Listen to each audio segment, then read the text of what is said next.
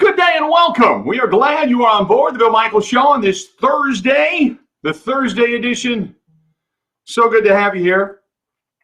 We are still on JJ Watt Watch, as we'll talk with Ross Uglum and the Packer podcast. We'll get his thoughts on all of this coming up later on in the program. I'm going to talk a little Aaron Rodgers MVP at the bottom of the hour and a special commemorative piece that is being produced and raising some money for charities. So we're going to step away and kind of get into the charitable aspect of things coming up here at the bottom of the hour. But we are still on the watch, if you will, for JJ Watt, as he tweeted out yesterday that this whole that he didn't see the free agency being as frenzied as it is. So he's liking it. He's liking it. By the way, the NFL did not increase the salary cap.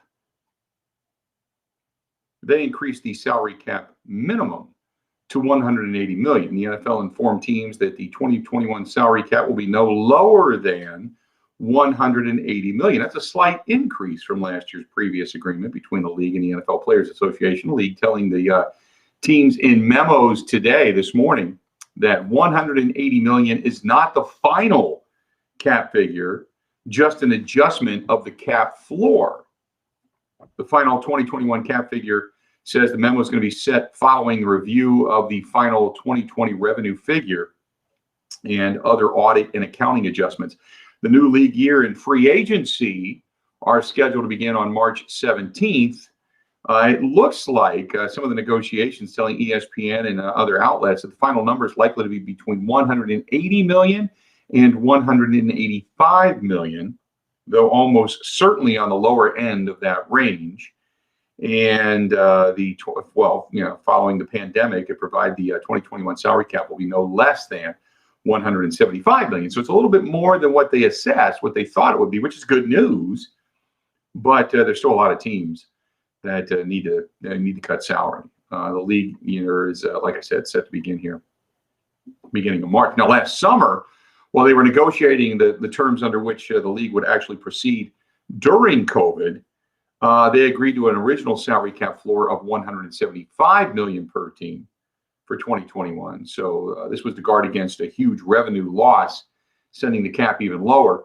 And one source was telling the four-letter network that the revenue numbers on which the cap is annually based would have led to a salary cap of roughly $160 million per team, which would have been disastrously a large drop from the $198.2 million cap under which teams operated in 2020. So with the floor now set at $180 million, the cap will be roughly $20 million higher. So that's about $200 million is what we're looking at for the cap. The $20 million or so will have to be borrowed against future caps.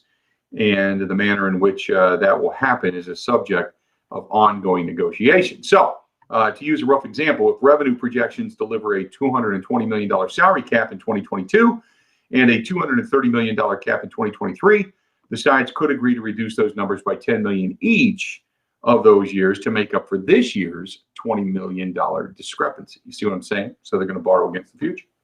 So they have it. So that's good news, because that means even though the Packers are in somewhat of a salary cap jail, it means that they get a little bit of relief rather than the extra $5-10 million they got to lop off. So it just means also, though, that as you start to spread that money down the road, there's going to be a little bit less cap availability than what was originally thought. So anyway, that's just some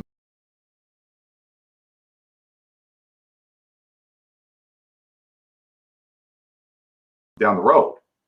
So we shall see which direction that ends up going. Good stuff today. I'm excited.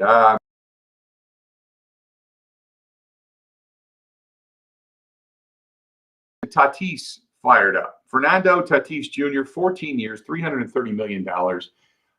First of all, $330 million. Okay, we've talked about when Bryce Harper was going to become a free agent, whether or not he'd crack the $500 million mark, and what Christian Yelich would end up signing for. So we've already discussed the $200, $300, $400, $500 million mark. But 14 years? That's huge. 14 years. That is a long time to come to that kind of an agreement. A long time. Holy moly. I get the money, but the amount of years, 14 years, wow. In the world of sports, that's a lifetime. That's a lifetime. Holy mackerel. Hey, thanks to everybody for finding us. By the way, you can follow us on Twitter at Bill_Michaels. And you've got the stream. The stream is over on Twitch. I am up to 15 followers. I'm fired up over on Twitch. There is the email, which is a great way to get a hold of us as well, thebillmichaels@gmail.com. Facebook and the Facebook fan page, which, by the way, we have the live stream up and running there as well. You can find us there under the same thing, The Bill Michaels Show. The Bill Michaels Show over there. You can find that. You can find me on YouTube under Bill Michaels. Find me under Twitch.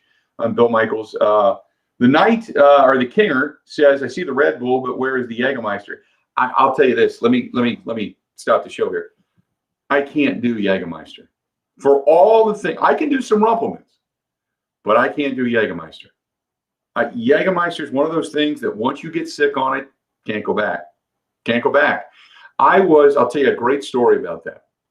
A great story about Jägermeister. It was I want to say it was my 30th birthday. I think it was my 30th birthday party. And my buddies got us a limo and the whole thing. And we ended up going to this place called Cheyenne Cattle Company. It was a huge country bar. And I had been doing country for a little while when I was doing a radio station in Cincinnati. And not that I was really a huge country fan, but I didn't mind it. And the bars themselves were really kind of cool. So we all decided to go out there, and they started lining up shots. And you were going to do one shot for every 2 years you were alive, which means I had to do 15 shots. Okay, think about that. So we started, and that was back in the day when country was huge, right? I mean, Garth was enormous. Reba was enormous. Everybody was dressing like Garth, right? So I had worked for a country station prior to that, and they gave me a white felt, beautiful cowboy hat. I wore the thing. I look like an idiot because my head's huge, but I wore the thing. And so we're out at this place, and they start lining up the shots, and my buddies are all toasting, and I can't do Jaeger to begin with. I'm kind of a lightweight. So we'd go, hey, and I toss it back, but I'd throw it over my shoulder, right? Because I did the first 2 or 3, and I couldn't do anymore. And we were drinking beers and the whole thing, and none of us were driving because we had the limo, so it was kind of like, it was a free-for-all that night. So I went to do it was like the 9th one, and I would take one shot and throw the next one over my shoulder, or dump the next one out, or whatever. I just couldn't do that many. And the couple of the guys that were with us, they were pounders, man. They were hardcore pounders, and they could put this stuff away. They ate it like candy, and I just couldn't do it. So the next one, it was like the 7th or 8th, 9th shot. I don't know how it was, and I tossed it over my shoulder, and some cowpoke. Some cowboy was behind me. I didn't see him. It was an honest mistake. I didn't see him. I wasn't being obnoxious or anything.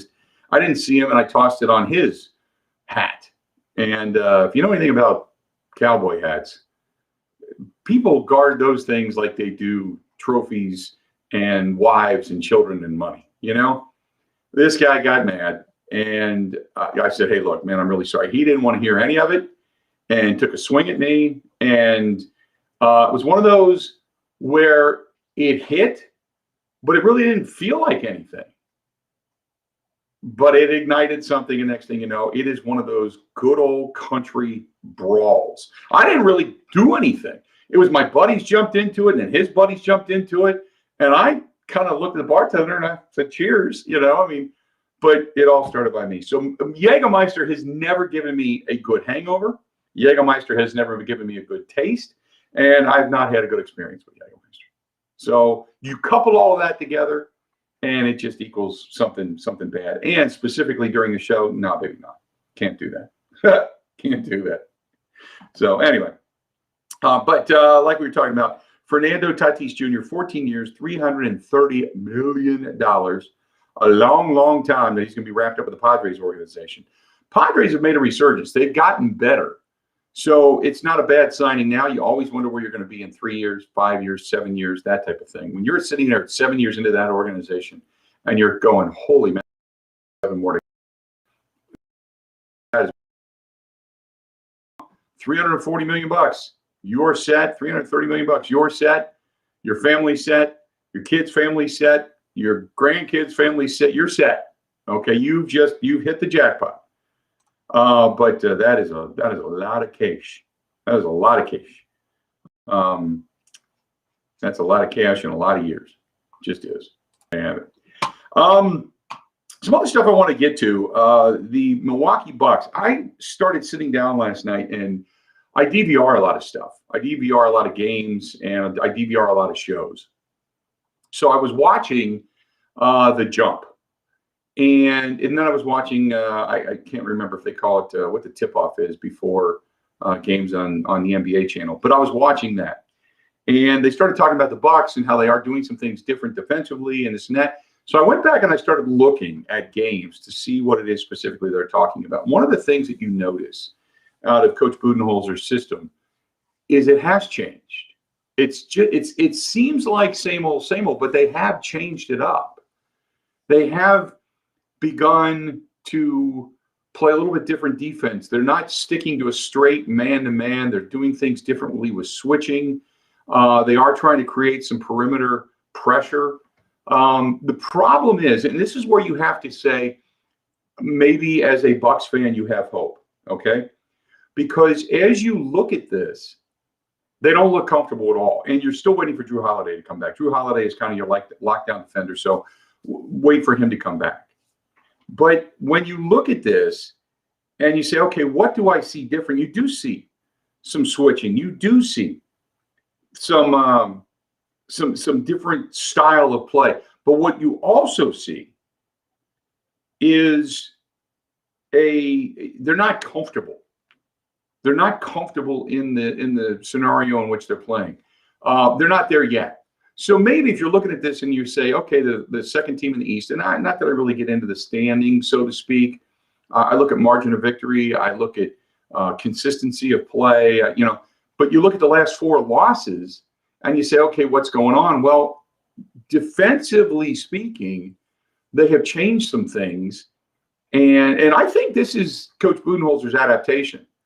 What he's doing right now is trying to do something different and prepare guys and get guys used to something that they can switch to and or rely upon when it gets to the postseason, because they can't do the same old and then get bounced and have everybody go, oh, well, they just need another player. Because they need another player. But you understand that he is trying something. The problem is it just doesn't look comfortable right now to a lot of these guys. It's a relatively... It's not a new roster, but there are new faces. And obviously your best defender is out right now due to the COVID protocols.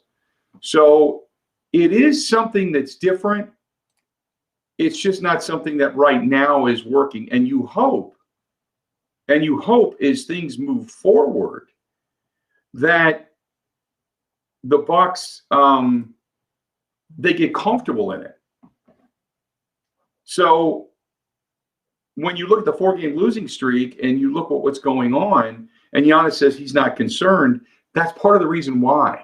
Because they're still going through a learning process. So by the time you get to the postseason, by the time you really get, say, to the middle of March, you get Holiday back, he's become reindoctrinated into things, you get back into that, then maybe things really begin to gel.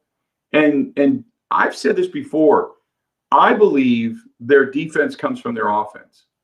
Now, some will argue, and I used to argue the point that they create offense off of their defense, and that's true. But when they start hitting shots, there's a different energy that they play with.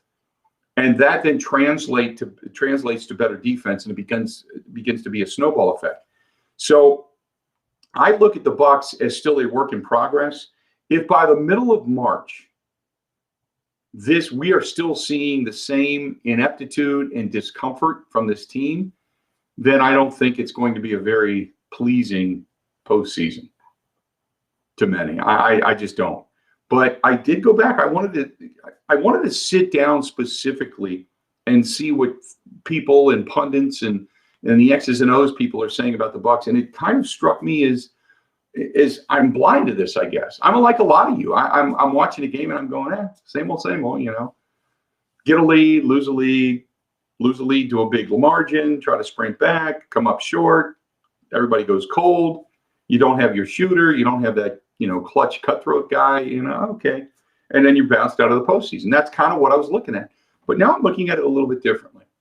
So I'm going to be really fascinated. They got beat 124-113 by Toronto the other night. So I'm looking for tonight's game against the Raptors again, back down at the Fiserv Forum. By the way, Fiserv Forum, they are selling tickets to the public now. So you're going to start seeing more fans and hearing more fans into those games. We'll see if the energy maybe changes a little bit at the Fiserv, where the Bucks have been more successful than not.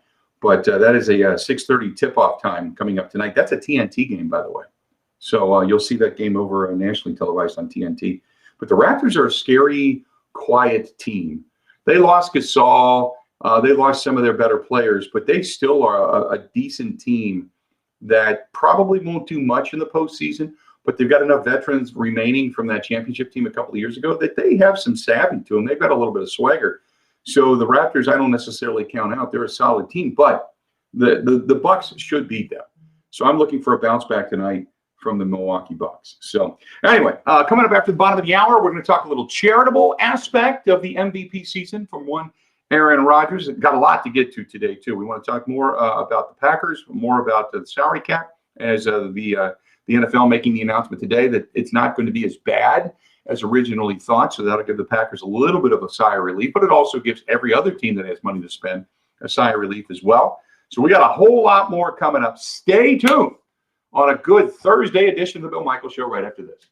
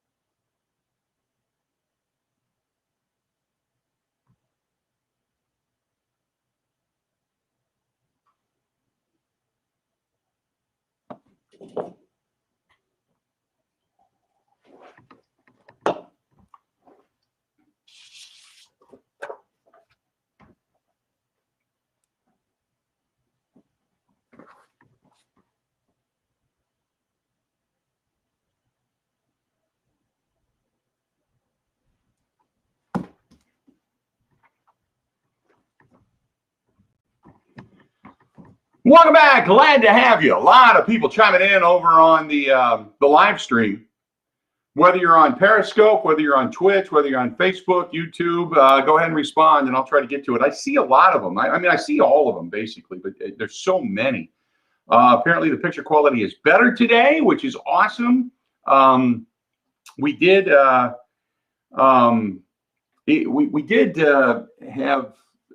Spectrum over here and tried to upload some stuff and change some things around, but there's going to be a larger bandwidth coming, which would should really make things nice, but it's not going to be installed completely until Monday. So, but I'm this is a whole different medium, man. This is not just doing radio anymore. This is doing radio. This is doing TV, if you want to call it that.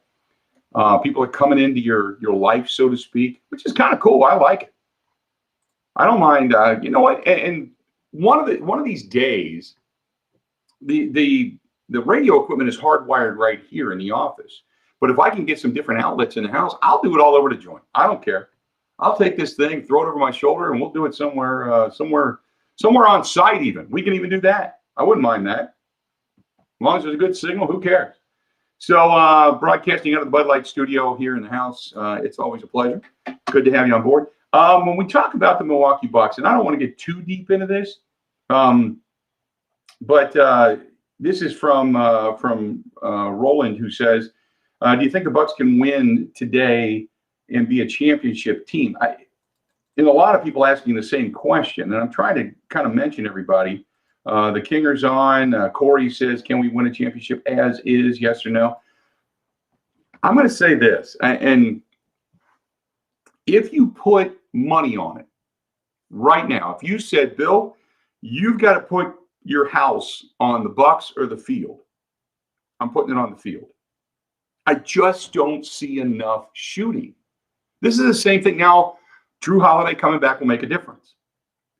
But I don't see the same level of bench depth as they had last year. I don't see Earson hitting it from the outside, George Hill being a calming influence, kind of Kyle Korver. It wasn't like they were these huge contributors. They just had roles. They came in, they gave you some scoring. They came in, they gave you a lead. They came in, they sustained the lead. Or if there was a run from the opponent, they stemmed the tide. They were just good at being role players. And right now, you don't have the same consistency out of your bench as what you had from last year. So I like the Bucks' depth, but it's just, I don't like it the way it sits. DJ Augustine, Forbes, Augustine, Pat Connaughton, Bobby Portis. Okay, even if Dante Di Vincenzo is not a starter, you start to mix guys and throw them around. Even Thanasis, Adenakumpo, I mean, you start to go through this and look, right? Does that bench give you calm and confidence? It doesn't. It doesn't for me. It doesn't give me calm and confidence. Last year, George Hill, from 2 years ago when Toronto ended up winning it all, George Hill, even though the Bucks got bounced, George Hill had a really solid role. He came in and just kind of calmed everything down. Now, the Bucks starters never made a run. Nick Nurse did a great job of basically saying, Giannis, you're not going to beat us. We are going to beat the hell out of you, and somebody else has to beat us. And the Bucks proved they couldn't. Simple as that. Simple as that. So you go beyond that the next year, and you start to look, and Miami does the same thing. And Miami chucks it from everywhere. Miami beat you. We're going to pound on Giannis, and somebody else is going to beat us. And they couldn't do it. Bledsoe couldn't hit. Middleton's too inconsistent. Just never worked. But when you look at the bench just kind of sustained things. But your starters beyond Giannis couldn't get the job done. Now you've got decent starters, and Drew Holiday makes up for a lot of what you lost, not only scoring in Bledsoe, but then he adds the defensive prowess, and the set of tools that he has is so much better. But Chris Middleton is still Chris Middleton. He's still up and down. Brook Lopez, always going to be an inside presence, always going to be a rim protector, always going to be a passer of the basketball. And as much as I like and really, really, really hope for the development of Dante Di Vincenzo, it just, when he went into the bubble, he has not been the same player. It has just been the consistently inconsistent shooting that has been maddening. And you need clutch shooters. They don't, without Drew Holiday, they don't have one. They just don't have that. They just don't have that. So when you ask me, do I think that they can win in the here and the now? Can they win a championship as is right now? No. No. So sorry about that. What else do we got? Hey, Bill, Louisville slugger by the door for protection, or are you just practicing your swing? Chris, that is actually a bet that was made for me years ago. Somebody had come up to me and gotten they wanted an autograph, okay? Not to sound arrogant or whatever, but they came up to me and said, hey, can I have your autograph? So I signed my autograph. They came back to me with this bat. So that bat, the signature on that bat, on the Louisville Slugger, is my signature, which is kind of cool. I always thought that was kind of, but for protection, yeah, I could use that. Either that or, the 44, one of the two. Oh, what else do we got? Let's see here. This is from Richard. Says you need to do a split screen FaceTime with guests like Pat McAfee once you get the Spectrum upgrade. I would love to do that. I would love to get more involved and do more of this. But I love taking the questions. I love being able to kind of chat with everybody as well, because it's a great communicating ability when it comes to not only listening on the radio, but to those of you that pay attention on the feed as well. I really and I enjoy the feedback. If it's working, great. If it's not, it's not. So be it. We'll try to upgrade it. What else do we have here for you? This one is from Rick. Says, I'd like to see the Packers make a run at Desmond King. Chargers defensive backer Richard Sherman. As for Watt, he's not the player he was 5 years ago. I wouldn't mind seeing him in the green and gold, but I wouldn't break the bank for him. And look, I would love to see a veteran defender in the secondary for the Packers. And I would love to see, because if you do get rid of Kevin King and you bring in a new defender, it's going to take them a while. It takes defenders 2 to 3 years to learn all the nuances, the coverages, when to release, when not to release. It's just different in the NFL. In college football, you're playing zone, you're playing man. You're not doing a lot more beyond that. And usually if you're really good, an NFL quality player, you are better than the majority that you're facing. And it's nowhere near as difficult. When you get to the NFL, quarterbacks are much better. They look off receivers much better. They look off coverages much better. You get caught looking in the backfield. You get caught looking at your man. You just, so many other things. It just takes you a while to develop your skill. So that's why if you are chips on the middle of the table, that's why you had better find yourself a veteran for that secondary. I don't think you can just do it unless you find a really, really good one. I don't think you can just do it on the here and the now coming through the draft. Let's do this. We're going to step away. We're going to take a quick break. When we come back, Aaron Rodgers won an MVP. Now there's something that you can get, and a charitable side of this that is all working together. We're going to talk about it. I've done this before. I think it's kind of cool. And I think Packers fans and Brewers fans, when they've done it, and Badger fans, when they've done it, have loved it, and they've eaten it up. So we're going to get into that discussion when we come back. Hang in there. Got a lot more of the Bill Michaels Show coming up right after this.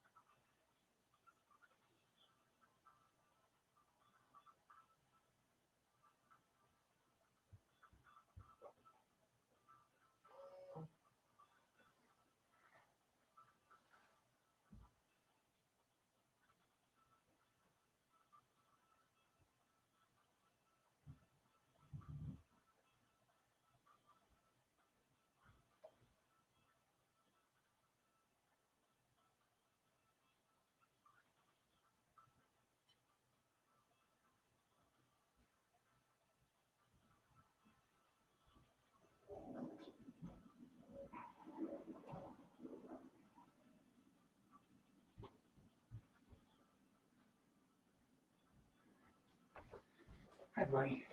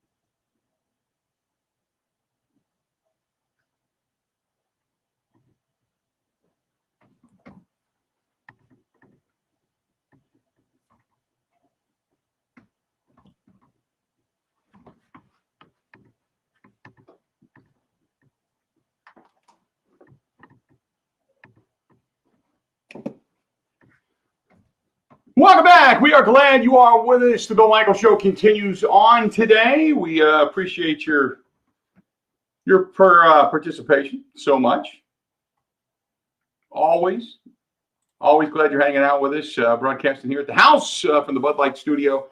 And, Aaron Rodgers won an MVP this year. And there is, it's always nice when there's something else that falls upon it, and that is a charitable side of things. And we've been doing this for years and years. I should say we, because I don't have a damn thing to do with it. But our friends at Nyko Sports have been doing it for a long, long time. Joining us now, the former PR director for the Cubs from years gone by, and now with Nyko Sports, our buddy Bob Ibach. Bob, how you doing?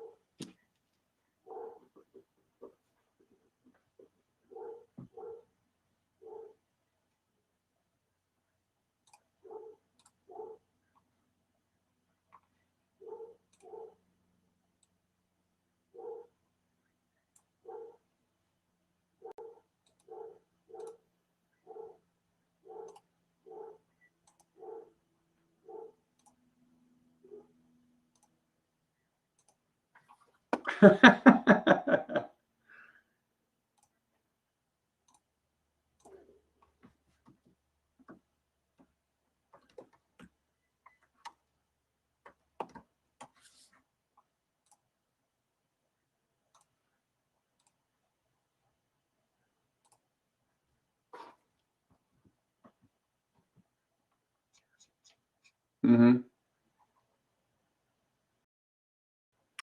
Yeah, I took the retweeted it and with the website, so people can find it right there. If you follow me on Twitter, you can see it.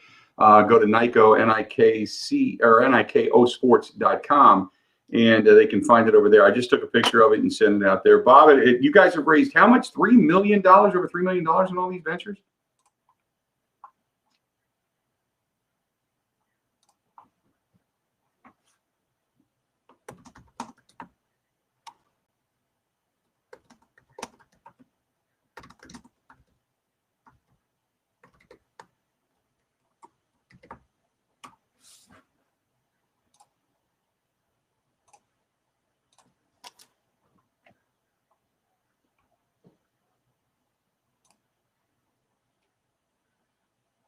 Mm,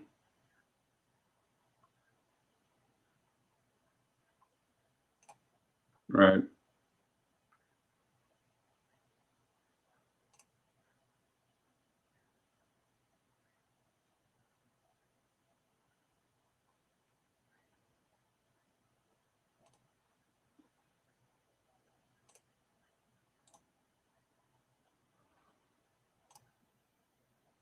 Bob, it's always a pleasure to talk to you. We'll make sure we give out the phone number, the 800-345-2868 number. And then I posted it over on Facebook on the fan page. It's posted on Twitter as well. And people can get a hold of it. It's a tremendous, and the stuff that you have sent me in the past is awesome. And one of the things, Bob, just an FYI, you have sent me some of these just to say, hey, this is what it looks like. Here it is. I have never kept one. We have always donated them to a charity to raise additional money. So I just wanted you to know that. So it's always, whether it's through Make-A-Wish that we actually got one, or whether it was through the Children's Hospital. We've done it for veterans, for the Fisher House, Wisconsin. We've done it for numerous things. So it's always raised money even beyond getting it originally. So I wanted you to know that, pal.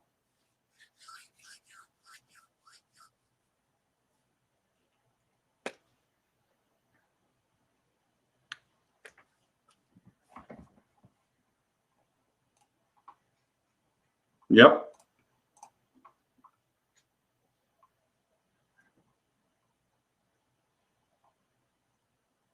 Appreciate it, pal. We'll talk to you soon. Stay safe, okay? And my pleasure. There you go. That is Bob Ibach, and he's been doing this a long time. Was formerly with the Cubs years back, and he's right. We used to sit up in the press box and eat hot dogs and brats at the old county stadium. I ate far too many of those things in those days. But if you want to see this ball, you can find it. I just retweeted it, and I also put it over on the Facebook fan page, so you can track it down over there as well. But it's really cool. It's a really neat ball, and it's really it's $99. It's kind of a cool piece of memorabilia, but we have taken these things and we have auctioned them off or put them in silent auctions, and they've raised well more than what the ball itself actually costs originally, just because people want them, because there's such a limited amount of them. But they're really cool. So if you're looking for somebody for Father's Day, a gift later down the road, an early Christmas present, whatever it happens to be, they do raise money, and they do donate a portion of that over to Make-A-Wish as well. So good stuff. Let's do this. We'll step away, to come back, take a quick break, come back, talk a little more NFL, and we've got a lot more to get to as the trade rumors. The trade rumors are running rampant, and it looks like, and I got to see if this is verified. It is, as there has been a trade for Carson Wentz. Carson Wentz has been traded. We'll tell you what team, because remember, the Bears, the Colts, numerous teams were interested. We'll tell you where he's going and what it cost that team to get him. Stay tuned. We got more of the Bill Michael Show coming up next.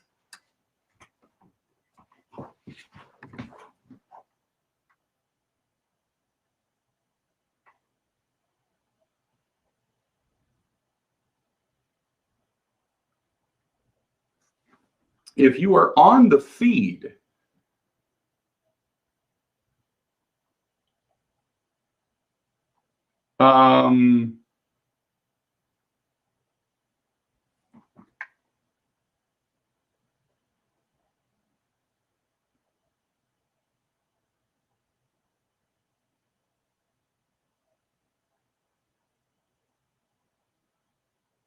no audio coming through. Okay, well, we'll take a look at that.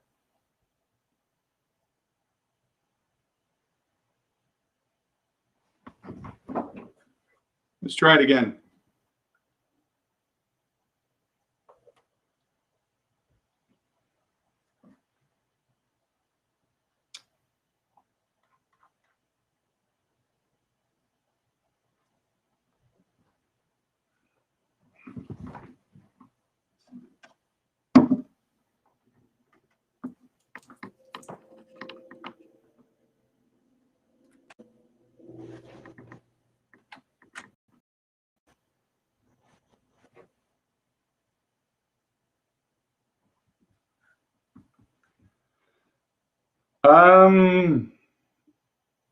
Let's see here. We'll step out of the top of the hour and then restart the stream. I have no idea why the stream is not getting the feed today. It's got to be something regarding.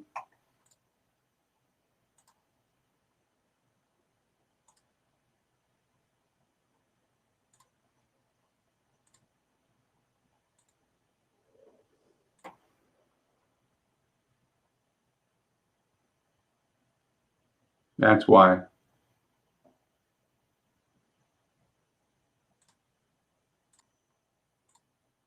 Check.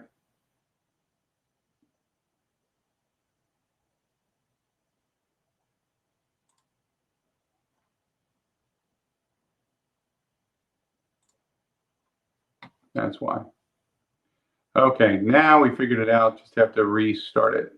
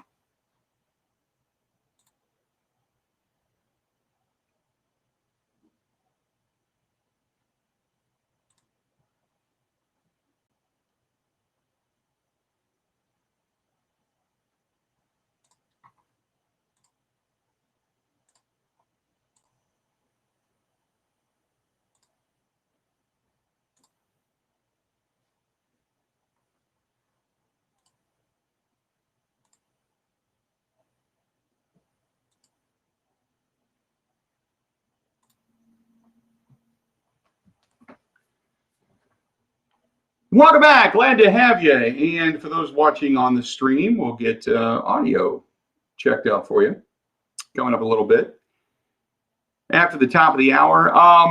Coming up later on today, going to be talking some Packers. Ross Uglum of PackerReport.com PackerReport.com is going to be here, and we'll talk with him a little bit about his thoughts of not only the NFL making the announcement today that the salary floor is not going to be as low as what was originally anticipated, that they're going to kind of steal a little bit of money from cap space over the next couple of years, but it looks like the cap won't be as bad. Now, it still means the Packers are over the cap, but nevertheless, we'll talk about that coming up here in a little bit. There was a trade. Philadelphia has traded away Carson Wentz. He is not 2017 Carson Wentz. He is not the guy that was having that tremendous season and such. He then blew out that leg, blew out that knee, and he just hasn't been the same. And over the last couple of years, he has not been good. This past year, he was not good at all. Some will say it's because of the erosion of weapons and problems that they've had personnel-wise on that team. But Carson Wentz has been traded. It's not to the Bears. He goes to the Indianapolis Colts in exchange for a 2021 third-round pick and a conditional 2022 second-round pick that could turn into a first-round pick, according to sources within the league. So he goes for this year a 3rd-round pick and a conditional 2nd-round pick that could turn into a 1st-round pick in 2022. So Carson Wentz now on his way to Indianapolis to see if he can revive his career. And he's got an opportunity. He's got a defense that can help him. He's got a decent set of offensive weapons that he can work with. So we'll see if he's able to revitalize his image, his career, because he just was bad this past year. He just wasn't good at all. Wasn't good at all. But he's got T.Y. Hilton, if indeed they bring him back. He's got T.Y. Hilton, Michael Pittman Jr., who they drafted this past year, Zach Pascal, Desmond Patman, who was a 6th-round draft choice this past year. They've got Paris Campbell, 2nd-round draft choice a couple of years ago. He's got Jacoby Brissett, or not Jacoby Brissett, excuse me. He's got Jonathan Taylor. Jacoby Brissett was the guy that was going to be the starting quarterback because they had Phillip Rivers retire, but they've got Jonathan Taylor. They've got Marlon Mack. And they've got a decent set of tight ends. They've got Jack Doyle, who they picked up from Tennessee, Mo Ali Cox, the street free agent. But they've got their possession guys. They've got Trey Burton from San Francisco, Noah, was it Tojai, or however they pronounce that name. So anyway, they've got some options there, offensively speaking, but they've got a pretty solid defense. Now we'll have to wait and see what they end up keeping, but they have Malik Hooker, Xavier Rhodes. They've got Julian Blackmon at strong safety. Who else do they have? They've got DeForest Buckner up front, Autry, Justin Houston, Anthony Walker across the middle, Darius Leonard. I mean, they've got some players there. They've got some players. So we'll see if they're able to kind of put it all together with Carson Wentz, if he actually puts them over the top. But the Colts making a trade. Carson Wentz now a part of the Indianapolis Colts organization. And meantime, the Philadelphia Eagles, as you start to look at that organization and their depth chart, obviously they have a quarterback right now. It'll be Jalen Hurts, who they picked up this past draft, the 2nd round. They made him their quarterback incumbent, so to speak. So, and Nate Sudfeld, by the way, Nate Sudfeld is the backup. So, Carson Wentz traded, the 1st-round draft choice traded to Indianapolis, and we'll see if because they got Alshon Jeffrey over there, Jalen Reagor over there, John Hightower, who they picked up in the 5th round this past year. They've got Deshaun Jackson still. There, Greg Ward Jr., I believe, is over there. They have some, but they need more. And Zach Ertz has not been happy. So and Miles Sanders is their running back, who they picked up in the 2nd round a couple of years back. It was back in 2018, something like that. So I think it was 2019, actually. And then Corey Clement, it was there. And I think he's going to become a free agent, if I'm not mistaken. But anyway, they've got some weapons. They don't have much of a defense. Fletcher Cox is still there, Brandon Graham. But they're not that big mauling defense they had from a couple of years ago, from 3-4 years ago. So Philadelphia making the deal in the midst of a rebuild. And they've got, a new head coach. Nick Sirianni is their new head coach because they let Doug Peterson go. Doug Peterson making more than a few bad decisions this past year, and they're still waiting to figure out what they're going to do with their defensive coordinator position. So they're kind of in the midst of an overhaul, and they're going with the youth. So we'll get into all of this. We'll talk some more NFL when we come back after the top of the hour. I got a lot of people chiming in over on all of the different streams, also on Twitter as well. By the way, if you wanted that number, I know some people were asking for the number to call regarding football. So. And I retweeted it. I put it up on the Facebook fan page as well. So you can track it down there. David writes, with the salary cap going up a little bit from what they thought it was going to be, do you think there's more room now for J.J. Watt? Yeah, to answer your question, they're still going to have to make cuts. And the bottom line is we have not heard anything, and we won't hear it until after the beginning of the new year. But the Packers are going to have to restructure some deals. If they want to do that and they're serious about it, they're going to have to restructure some deals. It's as simple as that. So they can come to an agreement with J.J. Watt, but they've got to be able to fit him in. So, you can make an agreement now, but if some of the guys that you're talking to aren't willing to take either a pay cut or a restructure, then you're kind of stuck at this point. I wouldn't understand why you would not take a restructure, to be honest with you, but nevertheless, I mean, because you want your team to win, but it can't happen. What else do we have for you? This one's from Andy. The Eagles can now put a sneaky good package together. This is from also Andy Herman, packaged together for Deshaun Watson.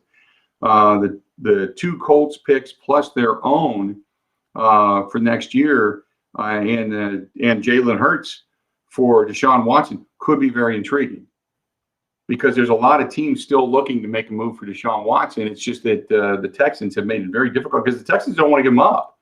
But Deshaun Watson's made it clear that he doesn't. This is not the organization he wants to play for. It's changed so dramatically much, and they've had so many pieces that have left that they just don't feel they're going to be contenders now. And Deshaun Watson wants to win now before he ends up getting that contract extension. So he says, "Hey, let's get it done." So he's talked about getting out of the Houston Texans organization, and there are other teams out there that are interested, but they just don't have enough to put together. The Eagles may have enough to put together if they decide to go in that direction. You're 100% correct. Trixie writes, "Hey, great show. I still am intrigued by Aaron Rodgers taking a pay cut or a restructure. Do you think he's really going to do that?" If Aaron Rodgers wants to win and wants additional pieces, yeah, he's going to have to do that. It's not about whether or not he wants to. It's if you want the pieces on this team to get you over the top, to help you out, you have to. Again, I go back to, if the Packers do it, that means they're going all in. If the Packers don't, that means they're like, we're going to get through one more year, and then we'll go ahead and insert Jordan Love as possibly the starting quarterback either in a year or two. So we'll see. For those on the stream, we're going to shut it down and reignite it. Just an FYI, because we will get you the actual sound. So it's not just me talking, but you'll be able to hear everything, including guests and callers. So we got all of that coming up. Got a lot more to get to. Stay tuned. A lot more of the Bill Michaels Show now.